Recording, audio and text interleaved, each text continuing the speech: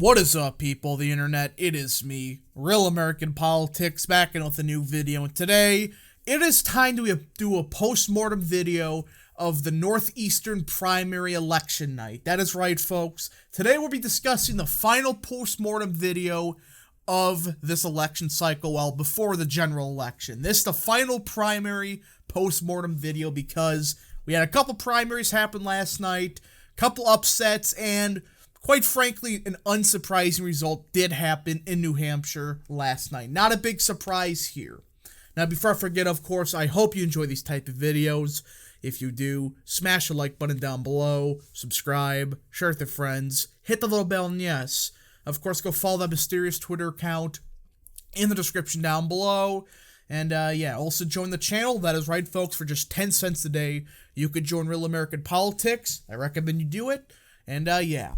So let's get into it, folks. Obviously, we had an election night last night, and we got to say one thing. Don Bolduc is your nominee for the Republicans in the United States Senate in the great state of New Hampshire. He won this race. I wish him the best of luck. Now, obviously, as many of you know, I supported Chuck Morse. My opinion was Morse was the stronger candidate by far. Now, you could make an argument that Bolduc was better on some issues, but the issues I care about, like government reform and stuff like that, Chuck Morse was a significantly stronger candidate in that area. Plus, I think he would do better in a statewide election than Bolduc. But Bolduc did, in fact, win this primary by 1.5 points, and I wish him the best of luck. I do think we should spend resources in this race, but I was not expecting this township result because, as many of you know, New Hampshire is a weird state politically. If you don't know, the suburbs are kind of more Republican than the rural parts. It's strange. But the point is, this is the funniest thing I saw about last night. You go here, and you look at 2016. Trump did best in the southeastern part of the state. This is the part of the state that he just ran it up with results. I mean, he did great. These were some of his best results. Notice where Chuck Morse did best in. He did best in places like Salem and Atkinson, Hampstead, etc. He did best in the part of the state that Trump did best in 2016. That's kind of funny to me. You would think that Bolduc, who is I would say the more MAGA-type candidate, would do better in this part of the state, but he kind of actually did a bit better in the part of the state that Trump struggled in. It's kind of weird, but it's weird, right? It's a very weird result, but he actually did kind of similar to how, like, Ron Paul did in 2012. It's weird, but point is, Bolduc did better, you know, roughly speaking, in the more MAGA types, but there is the most MAGA type part of the state that actually voted for Chuck Morse by wide margins. Very weird result, but again, turnout was pretty good for the Senate race, but I won't look too much into it because, well, it's a primary for the Democrats with nothing. As for the Republicans, they had a Senate race going on and a couple congressional races.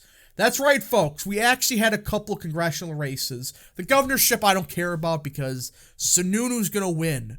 Whoopee-doo. Woohoo! Who cares? So Sununu obviously going to win by a lot. It's not going to be close. But the two other races to discuss are definitely the two congressional primaries that happened last night. In District 1, Livet actually won this race. I was kind of shocked by this. If you don't know, she is an interesting Republican. She is fairly decent on the issues, but I didn't expect her to win. I truly thought that Matt Mowers, who is kind of shit, would have pulled it off, but surprisingly, the more Republican MAGA-type candidate won this race. You're noticing a trend here. Even in New Hampshire, the Republican electorate tends to be more MAGA. It's weird, but I would say the upset of the night last night definitely happened in District 2. I was not expecting this. Robert Burns. I didn't even know who this guy was until like a week ago. Then I did my research, and this guy is one of the more conservative candidates New Hampshire has. And he wasn't expected to win this race. Well, he did, by around 3 percentage points. He is pretty good on the issues. I was kind of shocked by this. I did not expect him to win, but he did end of the day pull it off. It was a weird primary. You really had 3 candidates who could have won the race, but Burns ended up, end of the day, won the race by 3 percentage points. So New Hampshire overall, again, you can make the debate about if Bolduc's a good candidate or not, whatever. It was actually a good night for the MAGA-type conservatives as, well, they've won all the races. Now again, for the Senate race, I have my questions about Bolduc. The biggest question is he truly good on the issues? Look, I don't like to say this, but, he has the vibes of becoming Tom Cotton 2.0, just not as good on domestic issues. That's my fear with Bolduc. I mean, Tom Cotton's great on domestic issues, but his foreign policy, yikes. And they're very similar to Bolduc, who I wouldn't say is as strong on domestic issues as Tom Cotton. And my fear is definitely foreign affairs, like, okay, is he a war hawk or not? He had some interesting comments about it, but we just gotta see. Hopefully, if Bolduc does, end of the day, win the Senate race this fall, hopefully he turns into a solid senator, and he should be good on the issues, though I did want Morse because there was some issues that I do think he was actually stronger than Bolduc on, i.e. government reform. But it is what it is, and again, Bolduc is good on the issues to an extent, just I supported Morse personally for other reasons. So that's kind of that in New Hampshire. It was a good night. It was overall a good night in New Hampshire, but Rhode Island, alright, the other state with a primary, may have actually been a better night for Republicans. I did not expect this to happen. The Democrats effed up bad in the state of Rhode Island. Dan McKee, one of the more unpopular governors in the country, he only got 33% of the vote in the primary, yet he won. The incumbent governor, with only 33% of his own electorate, won. This is a terrible sign for Democrats. He was already unpopular enough, but the fact that he couldn't even crack, 40%, that's pathetic. And I did not expect him to win. I personally thought any of these other people, except, of course, Matthew Brown and the other guy, I thought it would be one of these two that was going to beat McKee. But somehow, I don't know how he won. And this is a disaster waiting for Democrats because he's not unpopular. And Republicans did, pick a decent candidate for the Republican side. Now, she isn't great on the issues, but considering it's Rhode Island and, there are good parts of, Rhode Island for, on the issues. I mean, Rhode Island is a fairly working class state, and it is a potential, I guess you could say potential future state for the Republicans, but now it's still not that, Republican.